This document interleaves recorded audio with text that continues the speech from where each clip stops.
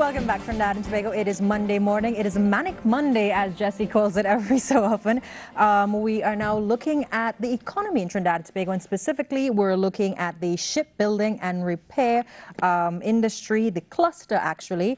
And now let's just put this discussion into context. The shipbuilding and repair cluster in the Ministry of Trade and Industry, it is one of the 7 new sectors the government has identified for development as part of its efforts to diversify the economy. Now, what exactly is happening in that area? Have we achieved any sustainable goals? Are we moving in the right direction? We also have a new Minister of Trade and Industry. What are his plans for this industry? Well, we have 2 very key members of this industry and 2 very key members of this initiative joining us on set this morning. Wilfred de Gannes, he is the chairman and the CEO of the SNR Shipbuilding and Repair sector. And also we have on set Mr. Persad. He is the principal consultant of Meridian Maritime Consultants. Quite an impressive title. So we have 2 men with very impressive titles on set this morning. Good morning, gentlemen. Thank you for joining us. Welcome. Morning. Good Thank morning. you for having us here today. Now, basically, let's start. How did the TNT Shipbuilding and Repair cluster come about? Now, we know that it's one of the 7 sectors identified. How did you come up? How did they say, okay, this is going to be one of these 7? Well, rightly said, it's an initiative of the government of the Republic of Trinidad, and it's intended to diversify our economy away from the energy sector. Recently, in the last 3 years, the government has acquired some 3.7 billion TT in vessels, the water taxis, the fast ferries, the offshore patrol craft, and therefore there's need to maintain these vessels, which have cost the taxpayer enormous sums of money. And the idea of diversifying our economy at this stage is very important, as we have limited amount of natural gas, which we primarily depend on. Okay, Mr. de Gannes, you pointed to the billions of dollars of investment in, well, shipcraft that we've spent over the past decade or so. Could you give us a sense as to how much money we would be saving by having our own shipbuilding and repair industry right here, as opposed to having to send these vessels abroad for maintenance and repair? Well, for example, the acquisition of the offshore patrol craft by Ostal, which is supplied by Ostal, that comes with a 5-year maintenance contract, and that's costing the taxpayer approximately $69 million. If we were in a better position to be able to do all these repairs using our local human resources involved in the ship repair maintenance industry, obviously some of that money would be saved. And that's $69 million a year. Correct. Wow. Just for one contract. Now, Andre, we want to bring you into the conversation. We know that this has been one of the 7 sectors identified, as Wilfred told us earlier in the conversation. In terms of diversification of the economy, how far have we really reached in developing this industry? Now, Mr. de Gannes did say that $69 million we're spending a year to maintain these vessels. In terms of the local skill, the local labor, how many people can actually do this, and how far have we really gone in terms of making this a sustainable industry? Well, as Wilfred rightfully said, this is a diversification thrust by the government, and it's one of 7 key areas for diversification, because Trinidad and Tobago has primarily been an oil and gas and energy-based economy. And we've recently seen that the Ryder Scott report has said that we have 10 years of proven gas reserves remaining.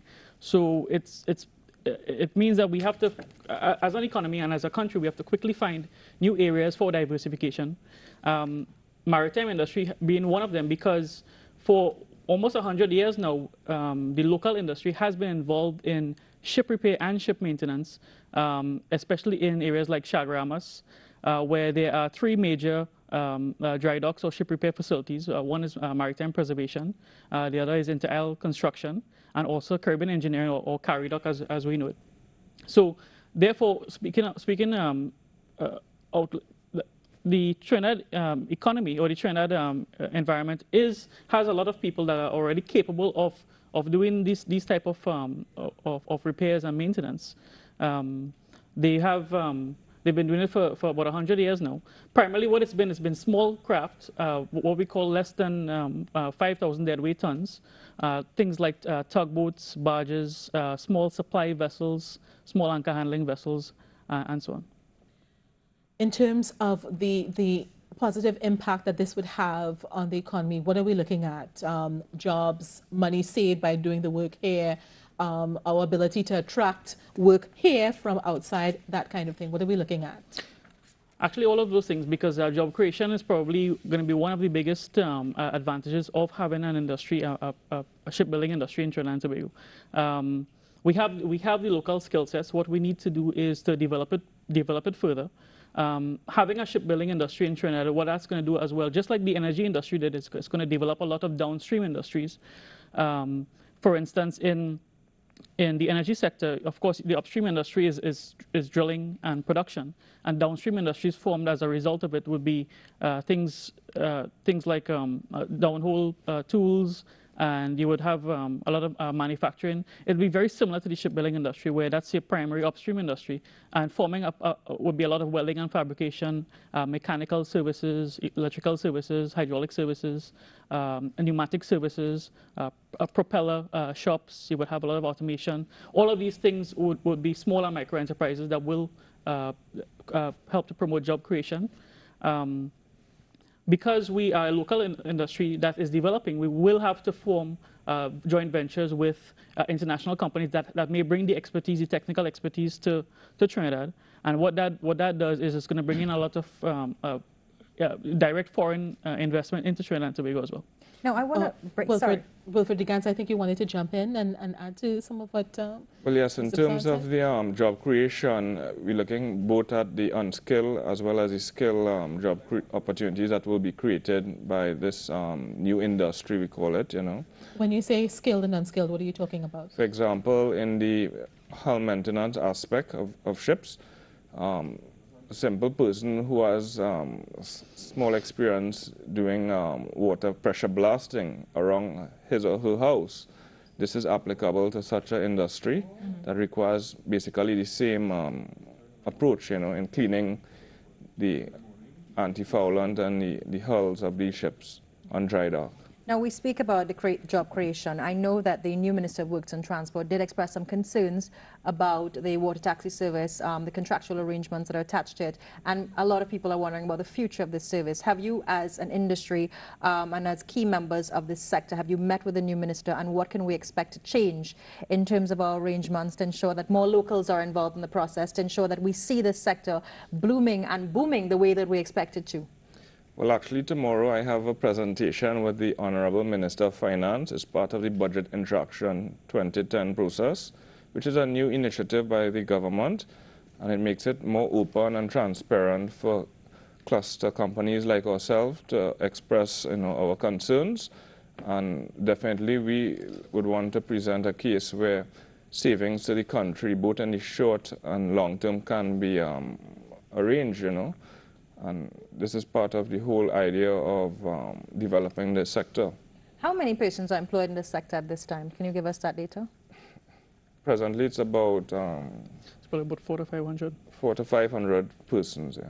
And you're saying that there are opportunities that can expand this by? Yes, because, for example, right now, in the last 3 years, there have been increase in the amount of new ships that have been built, primarily in countries like the People's Republic of China, South Korea, Japan. Therefore, these new ships, together, the existing fleet, needs to be maintained and warranty work carried out. So therefore, because of the large amount of vessels plying our waters, which is approximately 31,000 vessels within 10 nautical miles of Trinidad, it provides an enormous opportunity for our cluster. We have a text here from someone saying they're very cynical. That sector has been only talk, same for the yachting sector. It's just talk, talk, talk, no action. Have we moved past the talk about having this sector up and running and active and contributing to the economy? I would agree with that statement. The previous administration was a little slow in implementing this initiative, which was actually started by Dr. Keith Rowley when he was the Minister of Trade and Industry. However, we have high hopes for the new government and the new Minister of Trade and Industry, Honorable Stephen Cadiz. He's a businessman. He's familiar with this industry, having been the owner of a company by the name of Tropical Power. that is involved in supplying gensets to ships at the ports and various shipyards. So we again think optimistic about it. You're cautiously optimistic Yes. about this. Now, I want to bring it quickly. I know that we probably are running out of time. Things are moving so quickly here this morning. The situation about the shipbuilding industry in the Labray area. Now, we see that it's a contentious area, a contentious issue, because we are tying it to the development of the smelter industry and the development of the smelter and the downstream industries from that. Shipbuilding was one of the perceived advantages for going that route. What are your thoughts about what is happening in the Labray area at this time? Can you tell us exactly where you all have reached? Well, Labray has a long history in ship repairs, actually. It goes back in the days of Sir Walter Raleigh, the famous English explorer, poet, and writer, who visited the shores in 1595 and repaired his wooden ship using the naturally occurring pitch from our world-famous Labray Pitch Lake. Presently, there's a shipyard in operation called Tofco, which is well known for producing the offshore gas platforms, and it has been a success story. The Labray community has invited us on a weekly basis to share this initiative with them, because they see great benefits to be had and opportunities to be gained, especially in the areas of, as I said, job creation. There's a serious lack of new industries being developed at this present time in our country. And shipbuilding and repair, we believe it's a win-win situation for everybody, including the residents and community of Labray. What about the environmental considerations, though? Well, yes, there's always that issue that pops up. However, for example, in the Grand Bahama Island, Freeport actually, there's a large shipyard that is in operation for 9 years. They have 3 floating dry docks, and we know the Bahamas for its beautiful blue waters and lovely sandy beaches. And here you have an industry practically in the middle of all of this, and there's little environmental effect or impact. The folks in Labray have expressed interest in having this particular industry set up where they are. What is going to be the possibility for employment for people in Labray? Because we've had instances where certain kinds of industry was set up in different locations, and those who were employed in those industries did not necessarily come from the geographic location where the industry was set up. So how is Labray going to be different? Well, basically, if we would be given the green light to set up this industry once again in Labray, we would obviously have to develop some training programs that would assist the resident community in their skill sets needed for this industry. What this would mean is that they will be able to receive higher wages and salaries according to their qualifications and training, So we hope to provide not only a physical shipyard, but